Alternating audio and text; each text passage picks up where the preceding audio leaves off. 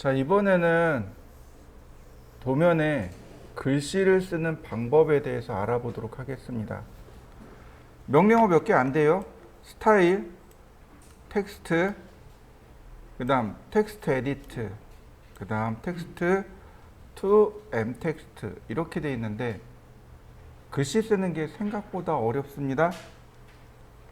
자, 글씨를 쓸 때 스타일이 뭐냐면 글꼴 유형입니다. 유형.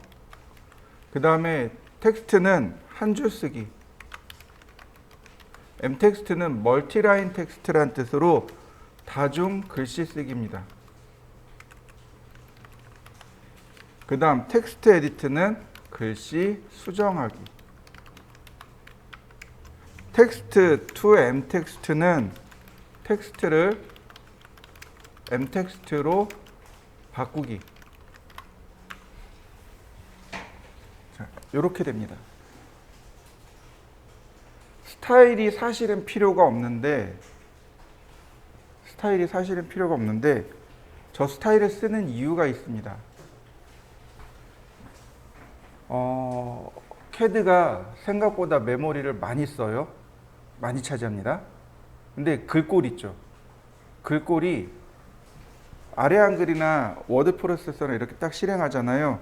그러면 내 컴퓨터에 깔려있던 글꼴들이 전부 다 메모리에 같이 등록돼요. 그래서 쓰는 겁니다. 이해되시나요? 제가 한번 해봤어요.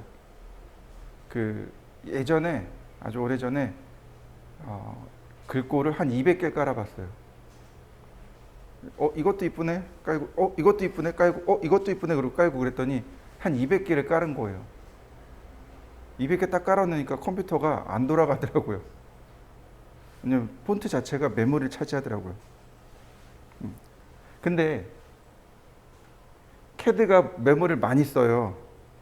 근데 폰트도 메모리를 많이 써요. 그럼 내가 작업할 수 있는 공간이 없는 거죠. 이해되시나요? 네. 메모리가 이렇게 영역이 있으면 내가 캐드를 실행해요. 그럼 캐드가 한 이만큼 차지합니다. 그러면 폰트도 한 이만큼 차지해요. 나머지 이제 빈 공간을 작업하는 영역으로 쓰는 거예요. 그러니까 작업된 결과물을 메모리에다 기록하는 거예요. 메모리에 기록하고 그리고 불러다가 여기다 모니터에다 띄워주는 겁니다. 그래서 리젠이라는 명령을 실행하면 메모리에 있는 내용을 싹 읽어가지고 다시 화면에다 다시 뿌려주는 역할을 해줘요. 어쨌든 근데 옛날 컴퓨터는 어땠을까요?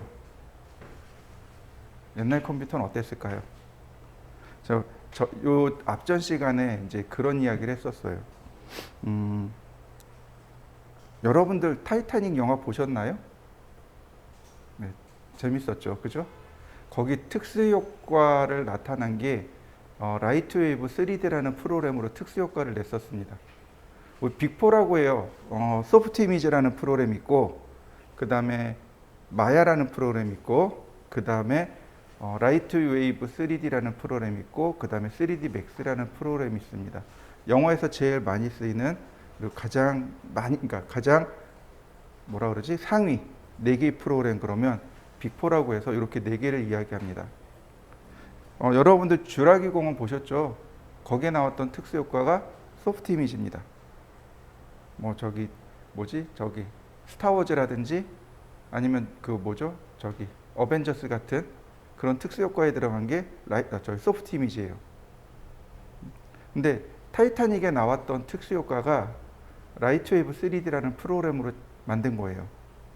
근데 타이타닉 만들 당시 일반 컴퓨터, 우리가 쓰는 컴퓨터의 하드디스크가 얼마나 되는지 혹시 아시나요? 용량. 지금 하드디스크 그러면 1TB, 2TB 그러잖아요. 타이타닉이 나왔을 때가 97년인가 98년인가 그래요. 그 당시 하드디스크 크기가 600메가에서 800메가밖에 안 됐었어요. 지금으로서 상상이 안 되죠, 그죠? 근데 타이타닉 특수효과에 나왔던 용량이 2TB였습니다. 그 당시에 엄청 썼던 거죠. 이해되시나요? 네. 그러니까 다시 말하면 옛날 컴퓨터는 메모리가 어떻게 해요? 그만큼 더 작았다는 얘기예요. 타이타닉 나왔을 때 메모리 4메가, 8메가 이랬어요. 기가도 아니고 4기가 아니고 4메가, 8메가, 16메가, 32메가 이렇게 썼어요.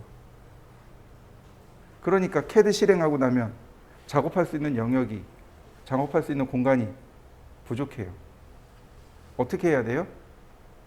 요령을 쓴 겁니다. 스타일로 지정을 해놓는 거예요. 스타일로 내가 쓸 글꼴을 매칭을 시켜놓는 겁니다. 그럼 어떻게 돼요? CAD 실행하고 내가 스타일로 지정된 것만 폰트가 딱 등록이 되는 거예요.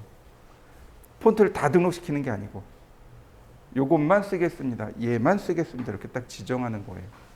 그러면 어떻게 돼요? 메모리가 폰트를 다 등록하지 않고 내가 지정한 폰트만 쓸 수 있을 거 아니에요. 네, 그래서 스타일이라는 명령어가 나온 겁니다. 다시 말하면 글꼴 관리 프로그램이에요.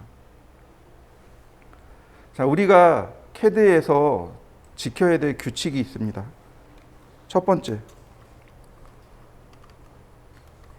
고딕을 원칙으로 합니다.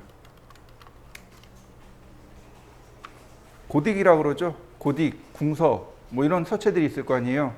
네, 고딕을 원칙으로 합니다. KS에 딱 도장 찍혀 있어요. 도면에 사용되는 글꼴은 고딕체를 원칙으로 합니다라고 딱 찍혀 있어요. 이해되셨나요? 그러니까 우리가 도면을 그릴 때 어떤 서체를 써야 돼요? 고딕체를 써야 돼요. 이해되셨나요? 네. 그 다음 두 번째, 이건 제가 여러분들한테 권유하는 겁니다. 이건 제가 여러분들한테 하는 거예요. 네. 누구나 다 가지고 있는 거 쓰세요.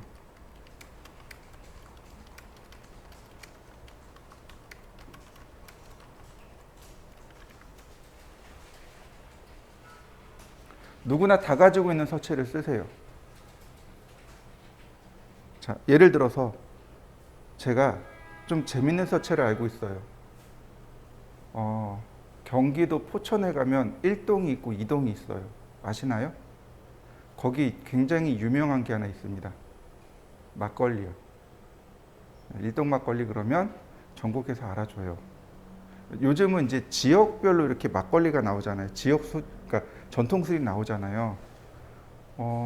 언제였지? 90년도, 그러니까 80년도에는 아예 그게 안 됐었어요. 불법이었어요. 80년대 때는 전통 소주 같은 거 이런 거 다 불법이었습니다. 국가가 다 막아놨었어요. 근데 그게 처음으로 풀려서 나온 게 일동 막걸리예요. 그리고 거기에 기점으로 해서 쭉 풀려나간 거예요. 근데 그 포천이 물이 좋아요. 그래서 막걸리가 맛이 좋아요. 근데 요즘은 어때요? 전국에 다 하잖아요. 그러면 자기네들 브랜드를 계속 사람들한테 각인을 시켜야 되잖아요. 어떤 걸 썼냐면 폰트를 만든 겁니다. 서체를 만든 거예요. 서체 이름이 막걸리체예요. 제가 도면에다 막걸리체를 쓰고 여러분들한테 드렸어요. 그러면 도면에 있는 글꼴이 읽힐까요? 안 읽혀요. 다 물음표로 찍혀서 나옵니다. 이해되시나요? 만약에 여러분들한테 막걸리체가 있다면 어떻게 나와요? 글꼴이 제대로 나와요. 근데 막걸리체가 없으면요, 안 나와요. 이게 뭐가 문제냐면 회사마다 CI라는 게 존재해요. 우리 회사의 CI는 뭐 HY 울릉도체, 우리 회사 CI는 맑은 고딩체, 이런 식으로 CI가 존재한단 말이죠. 그래서 설계자마다 선호하는 또 폰트들이 다 달라요. 제가 나눔 고딕을 잘 써요. 그래서 제가 나눔 고딕을 쓰고 드렸어요. 그러면 여러분들은 어떻게 돼요? 못 읽는 거죠. 나눔 고딕 있으면 읽겠죠. 회사가 그래요. 대부분 우리는 을의 역할을 할 거예요. 갑의 역할은 아닐 거예요. 그러니까 하청업체란 얘기죠. 뭐 물론 이제 갑이 될 수도 있어요. 근데 어디선가 도면을 받아오고 또 도면을 줘요. 이때 문제가 생기는 게 바로 폰트예요. 회사마다 CI가 있다 그랬잖아요. 자기네들 나름대로의 글꼴을 가지고 도면을 한 다음에 우리한테 와요. 나도 그렇게 해서 도면을 보내요. 그럼 무슨 문제가 생겨요? 한글이 다 물음표가 찍혀서 나와요. 심한 경우에는 한자로도 나오고요. 더 심한 경우에는 중국어나 일본어로도 나옵니다. 그럼 어떻게 돼요? 해독이 안 되는 거예요. 도면 해독이 안 되는 거예요. 이게 굉장히 비일비재한 문제 중에 하나입니다. 아주 비일비재해요. 그러니까 제가 실무했을 때 제일 많이 부딪혔던 게 바로 이거예요. 자기네들 나름대로의 서체를 써서 저한테 와요. 다행히 저는 해결할 줄 아니까 그냥 해결을 해요. 근데 무슨 문제가 있냐면 제 하청업체들 있잖아요. 저랑 같이 협력하는 협력업체가 있단 말이에요. 거기서는 그게 해독이 안 되는 거예요. 그러니까 막 쫓아와요. 과장님 이것 좀 해주세요. 차장님 이것 좀 해주세요. 맨 앉아서 보면 다 서체가 물음표가 깨져서 나온 거예요. 그거 바꿔달라는 거예요. 이거 어떻게 해요? 세 가지 방법이 있어요. 첫 번째, 전화합니다. 폰트가 안 나와요. 폰트 좀 바꿔 보내주세요. 폰트를 바꿔서 보내주라고. 이게 첫 번째. 두 번째, 무슨 서체 썼어요? 서체 좀 보내줄 수 있나요? 내지는 내가 알아서 구할 테니까 서체 좀 알려주세요. 마지막 세 번째가 이겁니다. 누구나 다 가지고 있는 서체 쓸 것. 이해되시나요? 네, 누구나 다 가지고 있으면서 고딕인 서체가 하나 있어요. 무슨 서체죠?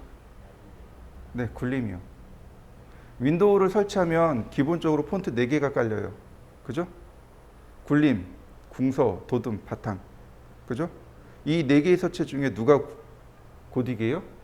굴림이 고딕이잖아요. 고딕으로 바꿔버리면 돼요. 이해되셨나요? 네, 누구나 다 가지고 있는 서체 쓸 것. 만약에 물음표가 깨져서 왔어요.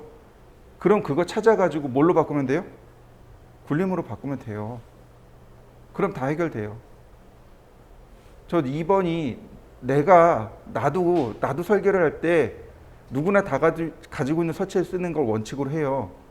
근데 거꾸로 내가 도면 받아왔는데 도면에 한글이 다 깨져 있네요. 그럼 어떻게 하면 돼요? 그거 다 굴림으로 바꾸면 돼요. 그러면 다 해결이 돼요. 한 90% 해결돼요. 나머지 10%는 뭐냐면 오토캐드 전용 서체가 있습니다. 오토캐드 전용 서체는 방법이 또 달라요. 해결하는 방법이. 어쨌든 이 두 가지 꼭 기억해 두세요. 첫 번째는 고딕, 두 번째는 누구나 다 가지고 있는 서체 쓰세요. 이해되셨나요? 네. 자, 우리 기본 상식적인 내용 조금만 더 알아봅시다.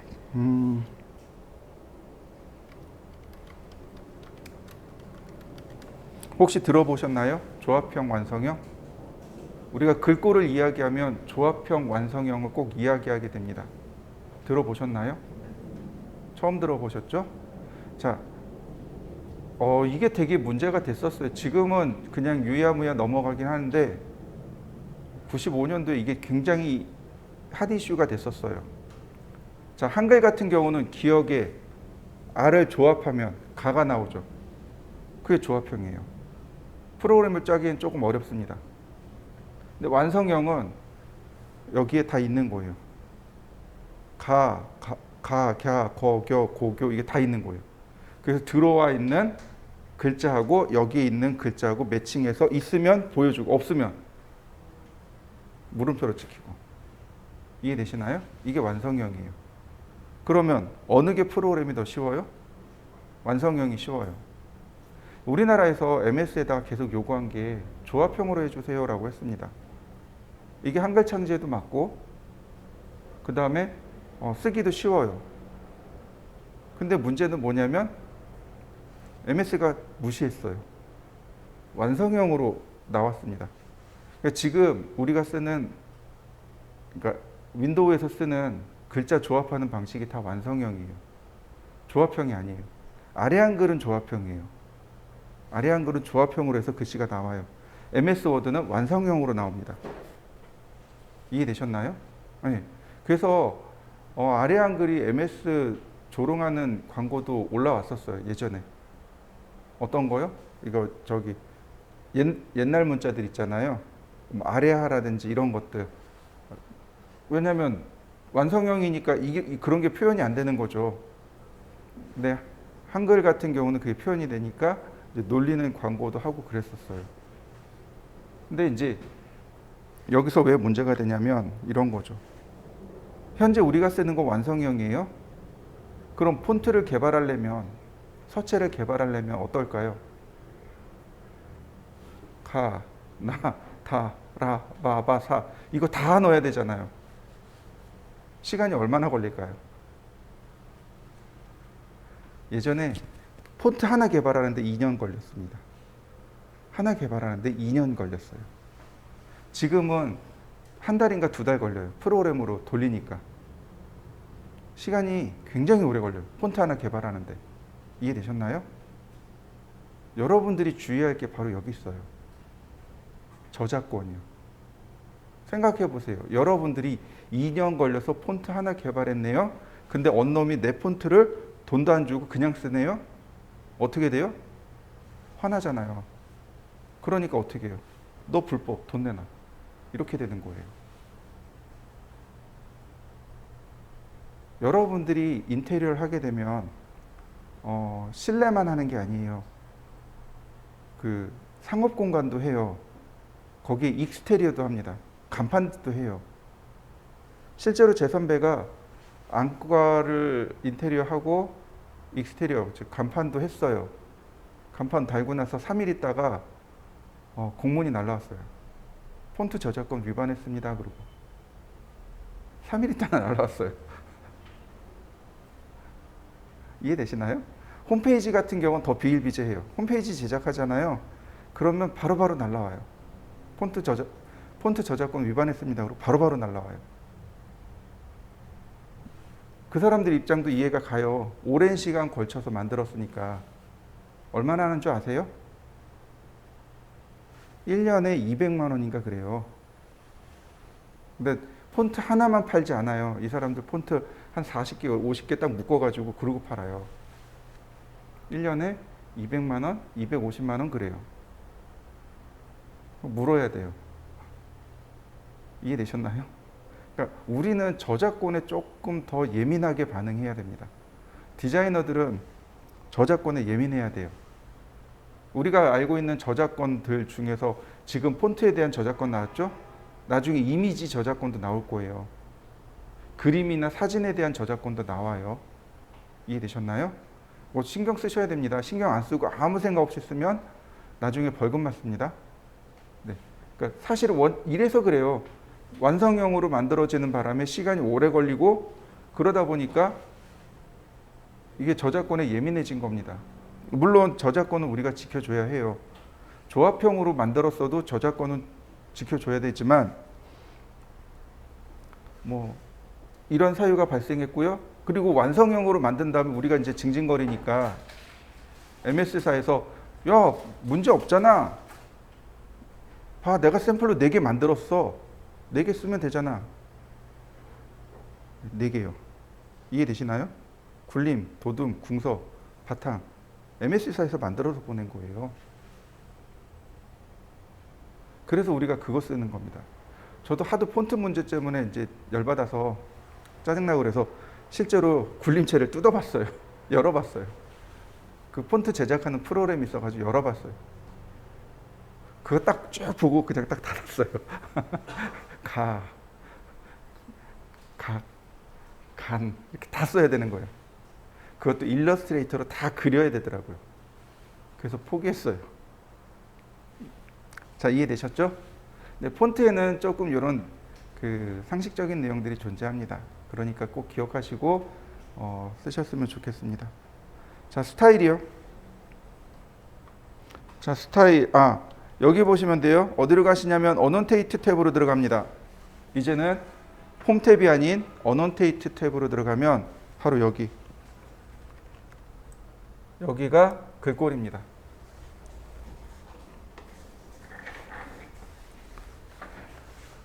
그리고 보시면 여기 아래로 내려간 화살표 보이시나요?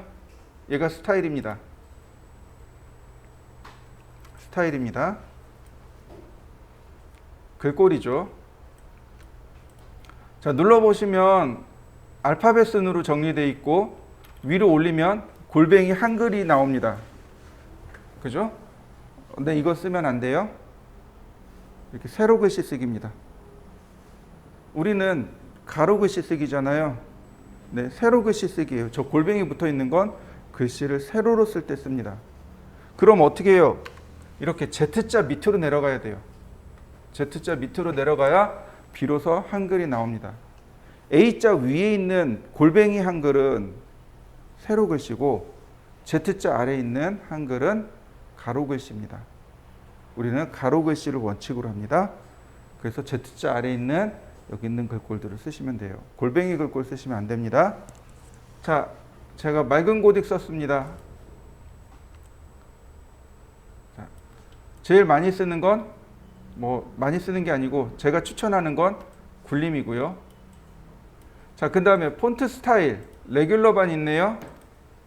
맑은 고딕은 네, 볼드도 있네요. 폰트 스타일이 네 가지가 있죠. 레귤러, 신, 볼드, 이탈릭. 그죠? 네, 두껍게, 가늘게, 보통, 기울여서 이렇게 네 가지 서체가 있는 거죠. 엑스트라 볼드나 엑스트라 신도 있고 볼드 이탈릭도 있고 이건 조합하기 나름인 거죠. 네. 얘가 있는 것도 있고 없는 것도 있고. 근데 기울어진 글씨는 안 써요.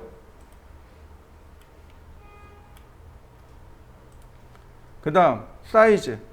여긴 쓰시면 안 돼요. 쓰면 안 됩니다. 글씨의 크기란 뜻인데 여기서 글씨 크기를 지정하면 글씨 크기가 고정이 돼 버립니다. 내가 텍스트나 m텍스트에서 글씨 크기를 조절해 가면서 써야 돼요. 크기를 조절해 가면서 쓰는데 여기다 지정해 버리면 그 크기가 다 고정이 돼 버립니다. 그래서 얘는 안 써요. 자, 나머지는 여길 보시면 좋습니다. 여기 미리 보기 창이고요. 업사이드 다운 글씨가 위아래로 뒤집어진 거 보이시죠? 백워드 글씨가 좌우로 쓰여진 거 보이시나요? 네, 이런 특수 효과들 줄 때 쓰는 거고, 위드 팩터 장평이라고 합니다. 우리가 글씨를 쓸 때 자간이 있고 장평이 있고 줄간이 있습니다. 아시죠? 자간은 글자와 글자 사이의 간격을 자간이라고 하죠. 그 다음에 줄간은 한 줄, 두 줄 사이의 간격이고요. 여기서 말하는 장평이라는 것은 문자 하나에 대해서 가로 대 세로의 비율을 조절하는 걸 장평이라고 합니다. 이 가로 폭을, 문자 폭의 비율을 조절하는 걸 장평이라고 해요. 이때 1보다 크면 폭이 넓어지는 거고 1보다 작으면 가늘게 보이는 거고. 자, 미리 보기 보세요. 장평 넓어진 거 보이시나요? 0.5. 장평 좁아진 거 보이시나요? 자, 여러분들도 한번 해보시죠. 그 다음에 오빌크 앵글이라는 게 있습니다. 오빌크라는 단어를 꼭 기억해 두세요. 이거 나중에 또 나옵니다. 이거 기울기란 뜻입니다.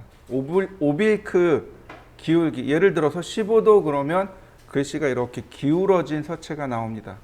이탈릭체 만들 때 쓰는 건데요. 굳이 쓸 일도 없습니다. 자, 다시 봅니다. 제가 글씨를 이렇게 찾아봤는데 여기 txt.shx라는 파일이 있습니다. 이 파일을 선택하면 여기 버티컬이 활성화돼요. 이렇게 세로 글씨가 됩니다. 한번 찾아보시죠. txt.shx입니다.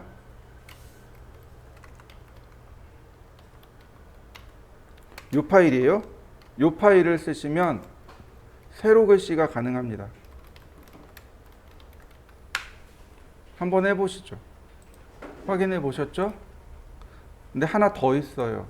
여기 보시면 Use 빅폰트라는 것이 있습니다. 이걸 눌러보면 여기에 빅폰트가 쭉 활성화가 됩니다. 오토캐드에는 서체를 두 가지 서체를 쓸 수 있습니다. 첫 번째는 윈도우 전용 서체예요. 얘는 TTF로 끝나거나 FON으로 끝납니다. 오토캐드 전용 서체가 있습니다. 그게 뭐냐면 SHX 파일입니다. 다른 말로 얘를 빅폰트라고 해요.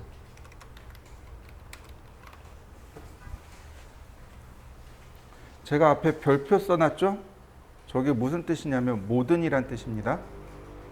모든 것이란 뜻이에요. 우리가 컴퓨터가 너무 쉬워졌어요. 그래서 가장 기본적인 걸 공부 안 하는 경향이 있어요. 저 검색할 때 쓰는 기능 중에 하나입니다. 저 검색할 때 쓰는 건데 이렇게 검색해 보세요. 예를 들어서 A 별표 점 별표 이렇게 해보세요. 그러면 A로 시작하는 모든 파일이 검색이 됩니다. 이해되시나요? 근데 만약에 내가 별표 A 이렇게 썼어요. 그러면 파일명이 A로 끝나는 파일이 나옵니다. 이해되시나요? 네. 만약에 이렇게 했어요. 그러면 중간에 A라는 글자가 들어간 파일을 전부 다 찾습니다.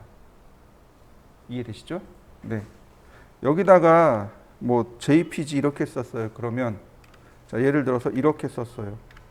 A 별표 JPG. 그럼 무슨 뜻이 돼요? A로 시작하는 JPG 파일을 찾아라 이런 뜻입니다. 그러니까 저렇게 지금 별표점 TTF 그러면 파일 이름은 몰라요. 근데 모든 파일, TTF로 끝나는 모든 파일이란 뜻입니다. 파일 2, 파일 이름 점 확장자로 되어 있습니다. 이해되시죠? 네. 알고 있는 분들도 있고 모르는 분들도 있습니다. 파일 이름 점 확장자 이렇게 되어 있어요. 그래서 윈도우 탐색기, 파일 탐색기를 보면 확장자를 감춰놓는 경우가 훨씬 더 많습니다.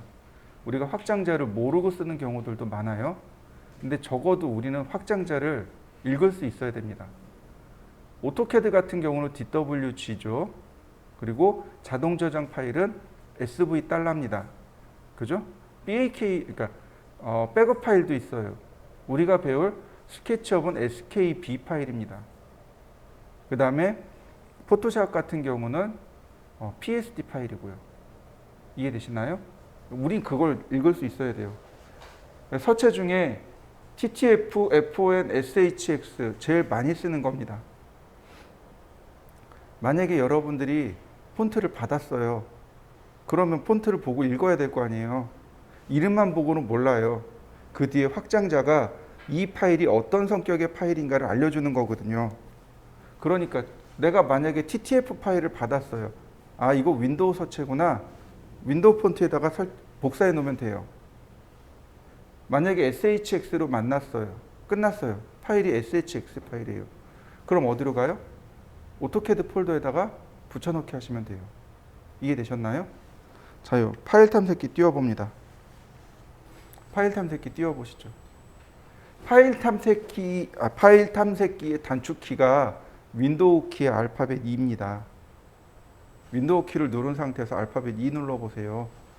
그러면 파일 탐색기가 뜹니다. 자, C 드라이브에 보시면 윈도우즈라는 폴더가 있고 여기 폰트라는 폴더가 있습니다. 조금 시간이 걸릴 거예요. 파일들 보이시나요? 네, 여기 있는 파일들이 TTF 파일들하고 FON 파일입니다. 여기다가 붙여넣기 하면 끝나요. 또는 오른쪽 버튼 누르면 설치하기라는 항목이 나와요. 폰트는. 설치하기 하면 윈도우가 자동으로 여기다 복사해 놓습니다. 그래서 확장자가 이렇게 되면 여기다가 복사를 해주시면 돼요. 오토캐드 전용 서체라면 C 드라이브에 프로그램 파일즈에 오토데스크에 오토캐드에 폰트 여기 있습니다. 여기 파일들이 전부 다 SHX로 끝납니다. 여기다 복사해 놓기 하시면 돼요.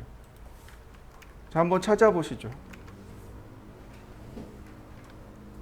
빅폰트일 경우 이렇게 오토캐드 전용 서체를 이용해서 글씨를 썼을 경우는 바로 여기 WH로 시작하는 저 파일들 있죠.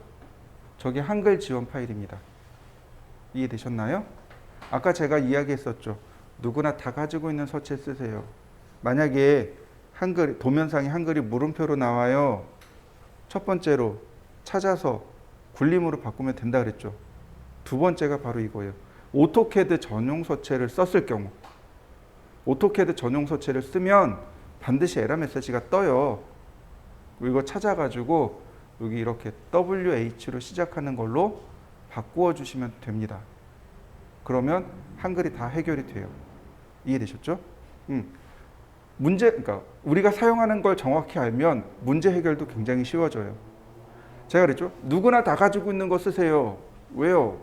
없으면 물음표로 에러 나니까. 가지고 왔는데 물음표 나네요. 누구나 다 가지고 있는 서체 굴림으로 바꾸면 해결이 되는 거죠. 이해되셨나요? 네. 자, 다시 요거 풀고, 이거. 자, 제가 굴림으로 저는 맑은 고딕으로 썼습니다. 어플리. 자, 클로즈. 자, 서체를 하나 만들어 보시죠. 글씨를 쓰는 방법은 두 가지입니다. 하나는 텍스트라는 명령어와 하나는 m텍스트입니다. 보시면 m텍스트의 단축키가 t예요. m텍스트의 단축키가 t고요. 텍스트의 단축키는 dt입니다. 조금 이상하죠? 원래 명령어가 3개였습니다. 텍스트, d텍스트, m텍스트. d텍스트는 다이나믹 텍스트의 약자였고 m텍스트는 멀티라인 텍스트입니다. 원래 단축키가 텍스트가 t였고 다이나믹 텍스트는 dt, m텍스트는 mt였습니다.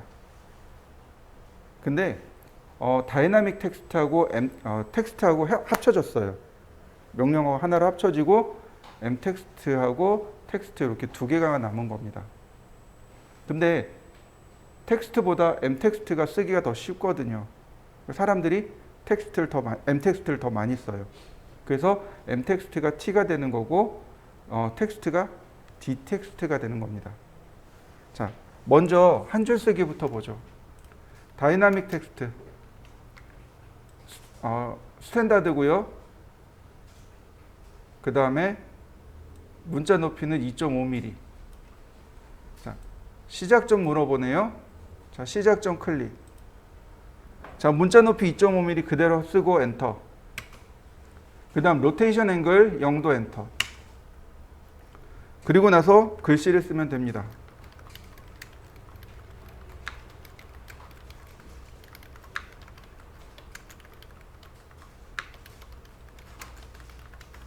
다 썼어요? 엔터. 그리고 엔터 한 번 더.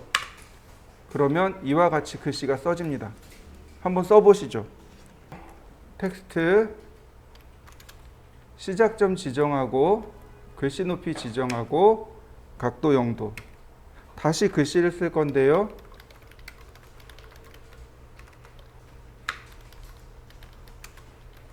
자, 그 다음에 컨트롤 키를 누른 상태에서 엔터. 그러면 한 번에 종료가 됩니다. 자, 이렇게 종료가 됐을 경우 이렇게 다 낱줄로 떨어지게 됩니다. 이렇게 다 낱줄로 떨어지게 돼요. 이동 툴로 이동 명령어로 한번 확인해 보세요. 텍스트 시작점 지정하고 엔터 엔터. 자, 제가 글씨를 쓸 건데요.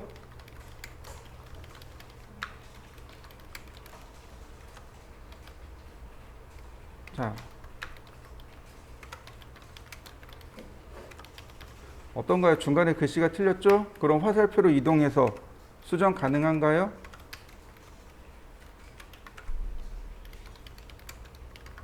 글씨를 쓸 때는 여러 줄을 다 수정해서 쓸 수 있습니다.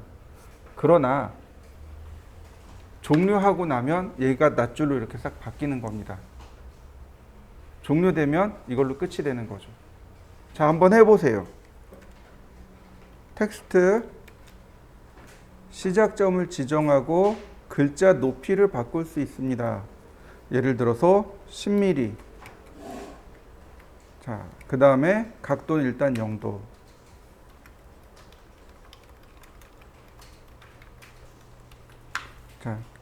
글자가 커진 거 보이시나요? 다시 볼까요? 2.5mm.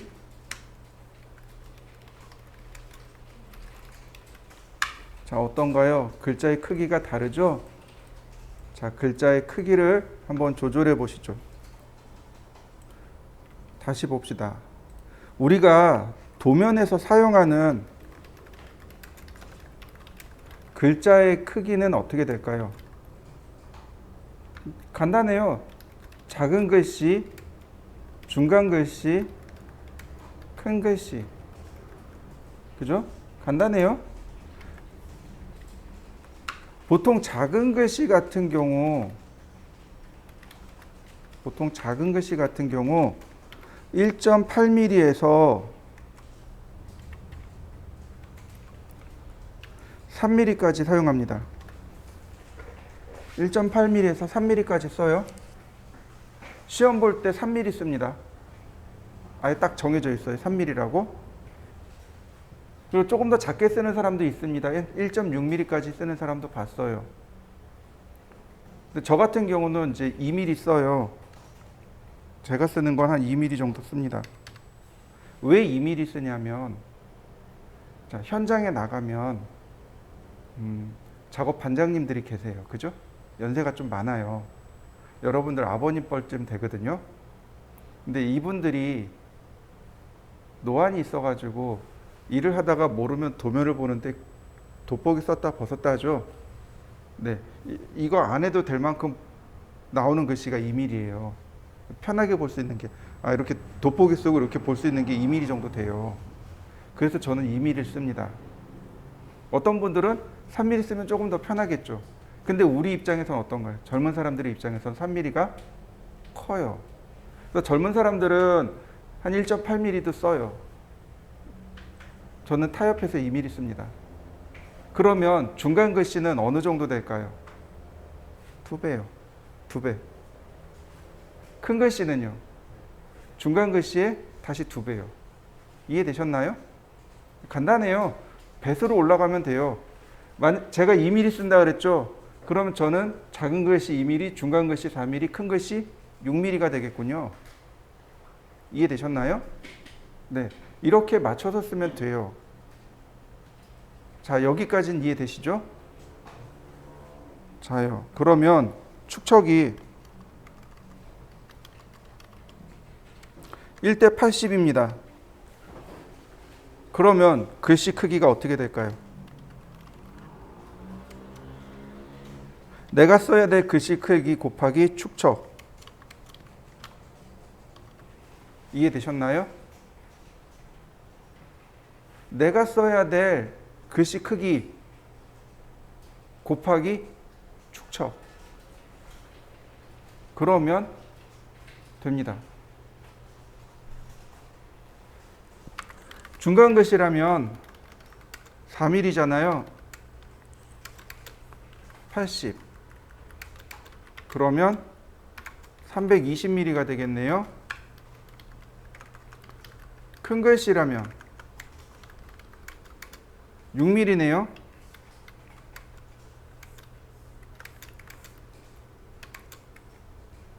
480mm네요.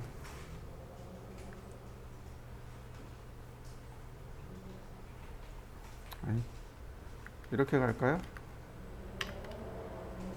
88은 64. 자, 이해되시나요? 내가 써야 될 글씨 크기에 곱하기 몇 배요? 축척이요. 원리 단순합니다.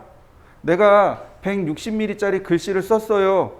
출력할 때 80분의 1로 줄여서 출력한단 말이죠. 그러니까 글씨 크기가 나중에 출력하면 몇 mm로 나와요? 2mm로 나와요. 축척 적용하는 방법입니다. 내가 그리는 거에 곱하기 축척해서 그 크기를 쓰는 겁니다. 그럼 나중에 얘가 거꾸로 축척을 대비해서 줄이기 때문에 내가 계산한 크기대로 나오게 되는 거죠. 이거 꼭 기억해 두세요. 내가 쓰고자 하는, 내가 표현하고자 하는 크기가 2mm예요. 그럼 곱하기 축척을 합니다. 나중에 출력할 때 축척만큼 줄여서 출력할 거거든요.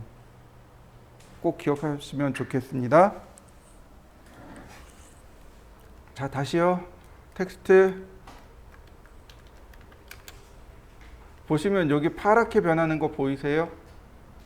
마지막에 쓴 겁니다. 이 상태에서 시작점을 지정하지 않고 엔터 치면 요 선택된 거에 아랫줄에 이어서 들어갑니다.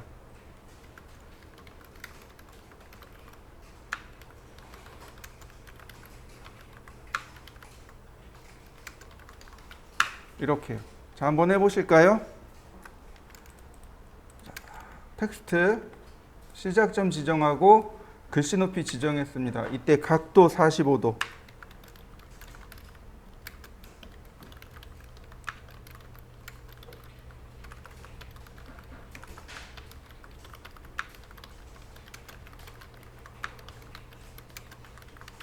자, 어떤가요? 45도 기울어져서 나오는 거 보이시죠?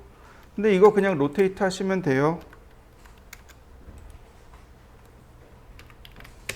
그러면 해결됩니다. 자, 한번 해보시죠. 자, 텍스트. 자, 이번에는 justify라는 것이 있습니다. justification, justify 기억나시죠? 멀티라인 할 때 자리 맞춤이라고 제가 설명을 드렸습니다. 문자에도 justify, 즉 자리 맞춤이라는 게 존재합니다. 자, 우리가 알고 있는 자리 맞춤은 왼쪽 정렬, 중간 정렬, 오른쪽 정렬 이렇게 세 가지죠. 네, 캐드는 훨씬 더 많습니다. 보시면 레프트, 센터, 라이트, 왼쪽, 중간, 오른쪽. 자, 센터 정렬로 해볼까요? 자, 중심점 지정하고 글자 높이 지정했습니다. 각도 0도.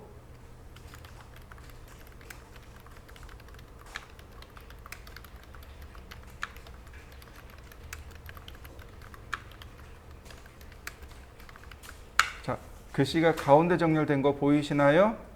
자, 여러분들은 가운데 정렬과 오른쪽 정렬, 라이트도 한번 해보시죠. 텍스트, justify. 자, 왼쪽 정렬, 중간 정렬, 오른쪽 정렬이 있는데 여기 미들이라는 것이 하나 더 있습니다. 이 미들이 센터와 비슷해요. 자, 미들. 자, 클릭하고 글씨를 써봤습니다.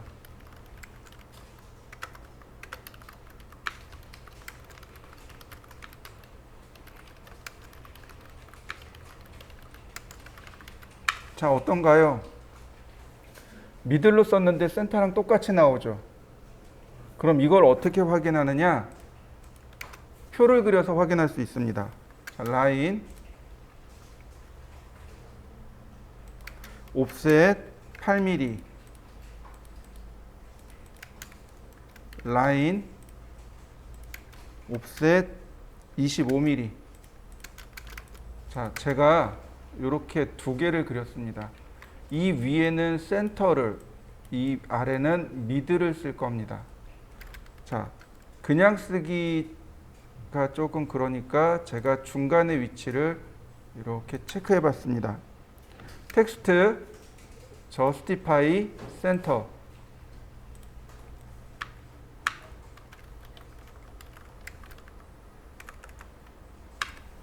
다시 justify, middle.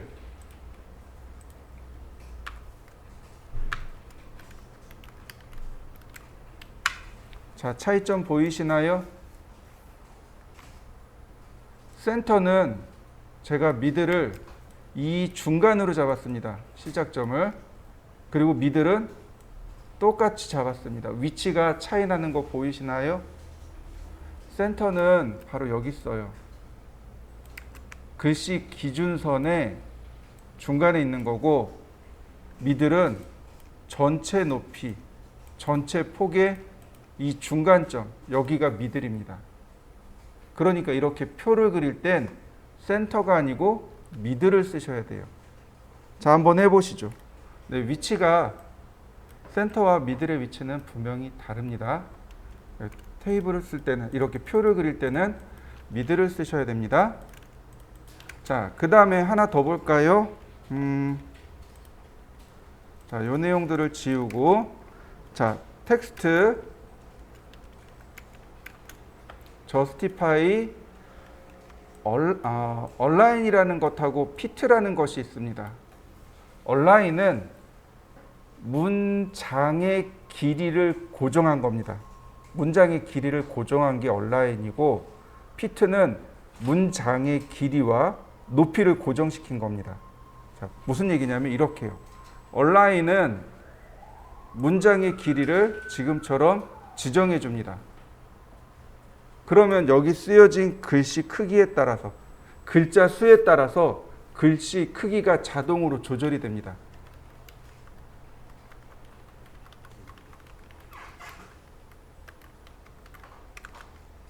이렇게요. 글자 수에 따라서 문자의 크기를 조절하는 게 얼라인이고 그에 비해서 fit는 글자의 폭과 높이를 고정시킵니다.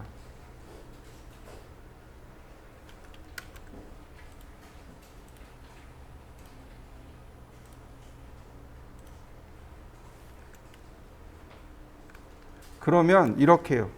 장평이 조절돼요.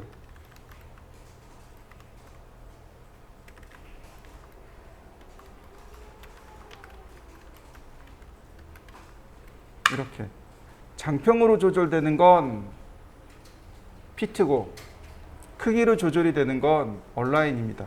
자, 한번 해보시죠. 자, 다시 봅시다. justify. 근데 이것 말고도 TLTC, TR, BLBC, BR, MLMC, MR 이렇게 있어요. 의미가 없어요. 이거 사실 이겁니다. 자, 시작점을 justify 제가 센터로 해서 이렇게 지정을 했습니다. 글자 높이 2.5mm. 자, 제가 이렇게 지정을 해봤습니다. 카피.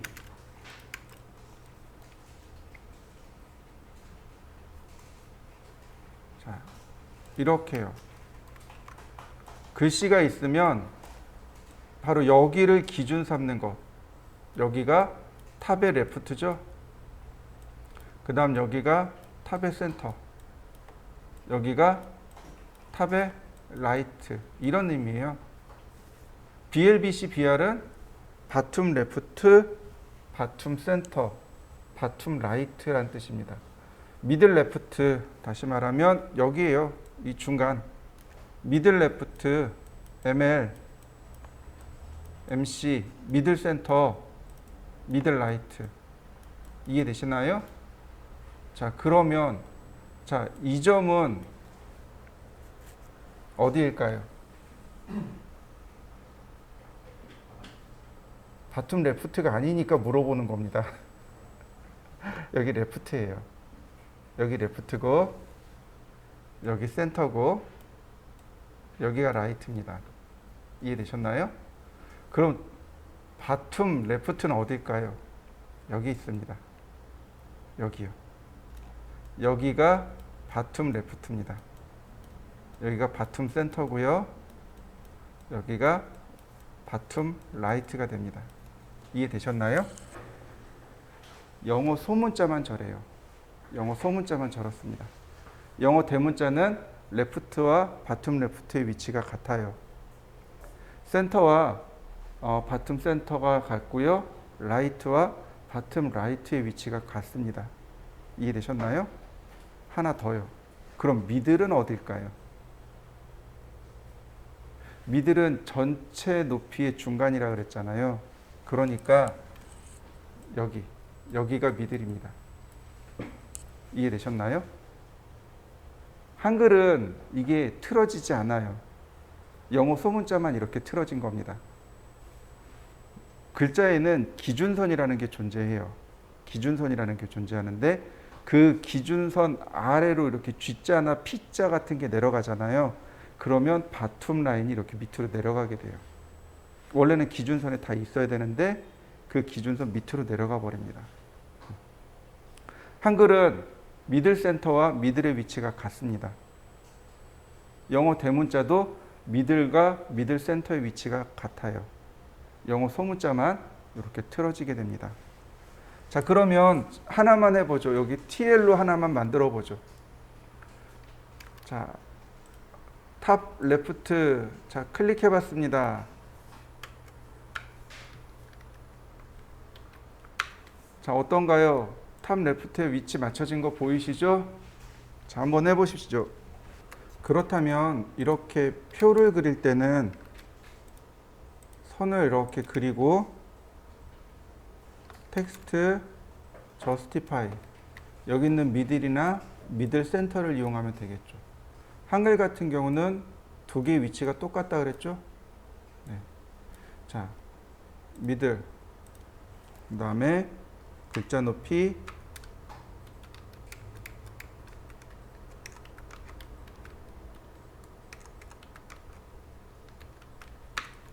자, 제가 이렇게 썼습니다. 우리가 알아야 될 오스냅이 하나 나와요. 그게 뭐냐면 인설션이라는 오스냅입니다.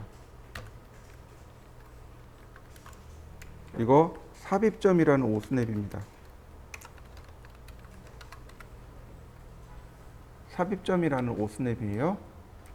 무슨 얘기냐면 문자를 선택해 놓고 보면 여기 그립이 하나 나오죠. 이거 삽입점입니다. 라인, 인설션, 그리고 문자를 클릭하면 문자에 이렇게 시작점을 찍어낼 수 있습니다.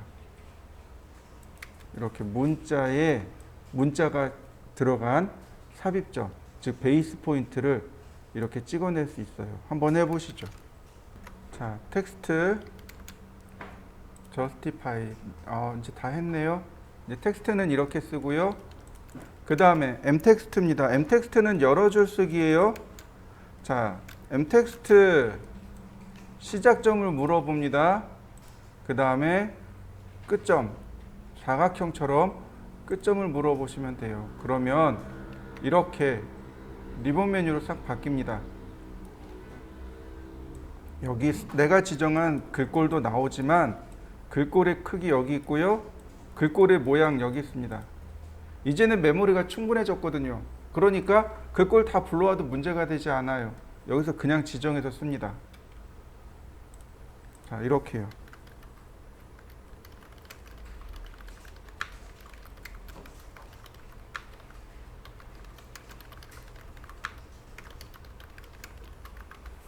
자, 글꼴의 justify 자리 맞춤도 그 다음에 내가 지정해서 글자의 크기도 별도로 조절할 수 있고요. 또는 자, 색상도 내 마음대로 이렇게 바꿔줄 수 있고요.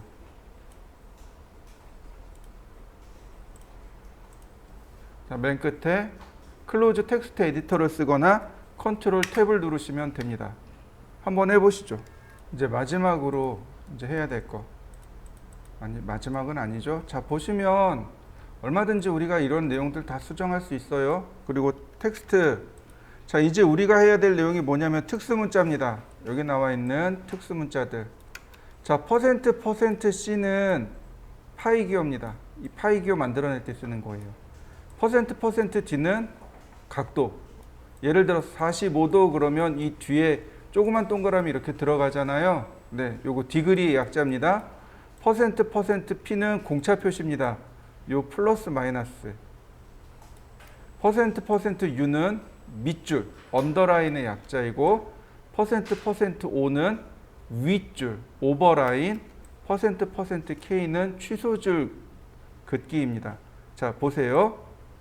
자, 높이 지정하고 제가 파이 50이라고 쓸 겁니다. %C 50. 자, 파이 기호 들어가는 거 보이시죠? 45도 %D %P 0.23. 우리가 제일 많이 쓰는 특수문자들입니다. 자, 한번 해보시죠. 기본적인 특수문자는 이렇게 씁니다. 자, 그런데 이 특수문자가 간혹 지원 안 될 때가 있어요. 그럴 때는 이렇게요. 쌍기역에 한자 키를 누르면 됩니다. 텍스트 그 다음에 쌍기역, 한자 쌍기역에 한자 키를 누르면 이렇게 특수문자 키가 나와요. 그래서 선택을 하시면 됩니다. 이런 식으로. 그래서 특수문자 키도 좀 기억해 두시면 좋겠습니다.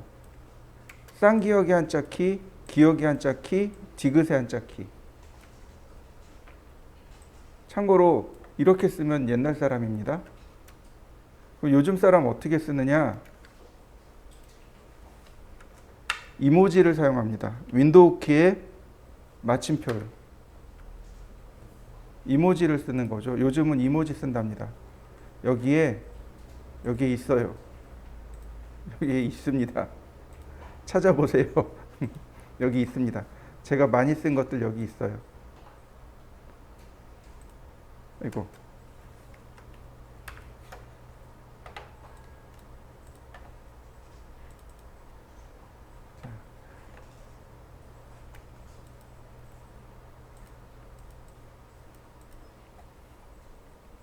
안 나오는 이유가 얘가 맑은 고딕이라 그럴 거예요. 자, 한번 해보시죠. 이 내용은 m텍스트에도 똑같이 존재합니다. m텍스트죠? 여기 있어요. 그냥 %%C라고 쓰셔도 되고, 혹은 여기 특수문자가 있습니다. 여기 심볼 여기 있어요. 이거 쓰셔도 됩니다. 여기 훨씬 더 많이 있죠? 여기 특수문자 여기 훨씬 더 많이 있습니다.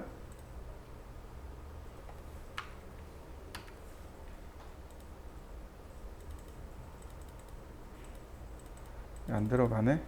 이모지 키를 쓰셔도 좋고, 쌍기역에 한자 키를 눌러서 쓰셔도 좋고,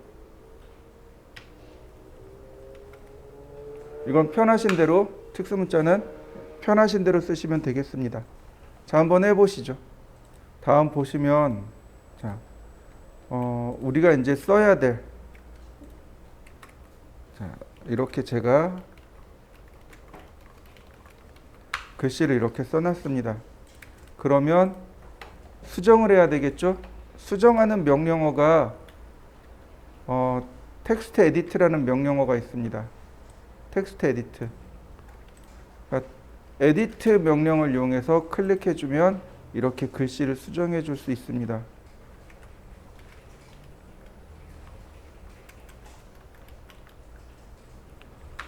이런 식으로요.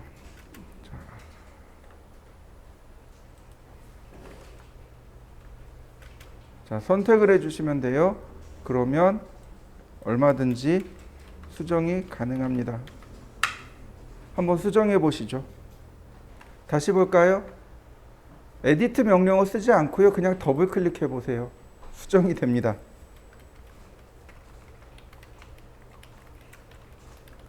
자, 수정되는 거 보이시죠? 자, 더블 클릭이요. 그러면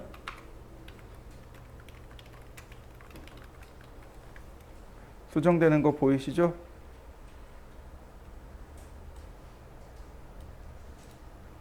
자, 한번 해보실까요? 자, 분해 명령어가 있습니다. explode.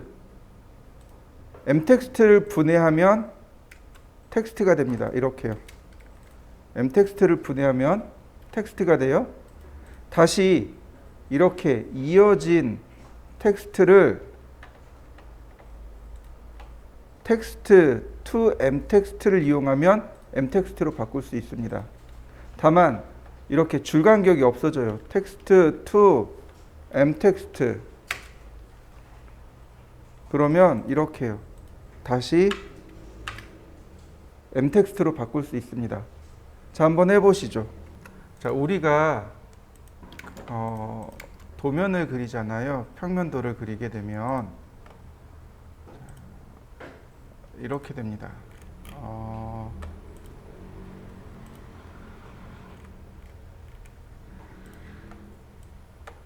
이렇게 보이시나요? 실의 이름을 반드시 적으셔야 돼요. 이해되시나요? 실의 이름을 적는데 이렇게 테두리를 그려서 적습니다. 이렇게요. 그러면 이렇게 그리시면 돼요. 렉탱글. 자, 이렇게 테두리를 그린 다음, 자, 텍스트 저스티피케이션을 미들 센터로 놓고 예를 들어서 여기 거실. 자, 이렇게 적으면 되겠죠. 그죠? 한번 해보실까요? 제가 똑같이 이렇게 썼어요. 컨트롤 1키 눌러봅니다. 컨트롤 1키 누르면 여기에 이런 게 있어요. 텍스트 프레임이라는 게 있습니다. 이거는 m텍스트에만 나와요. 이거 yes로 놓으면 이렇게 테두리가 들어갑니다. 그리고 여기 있는 그립을 클릭해서 크기를 조절해 줄 수 있어요. 이런 식으로. 그러면 얘와 같은 경우, 왼쪽 같은 경우는 별도잖아요. 그러니까 이렇게 선택해야 돼요. 그러나 얘는 둘 중에 하나만 선택해도 충분히 움직일 수 있다는 얘기죠. 바로 이 방법을 이용하시면 조금 더 쉽게 쓰실 수 있습니다. 자, 한번 해보시죠.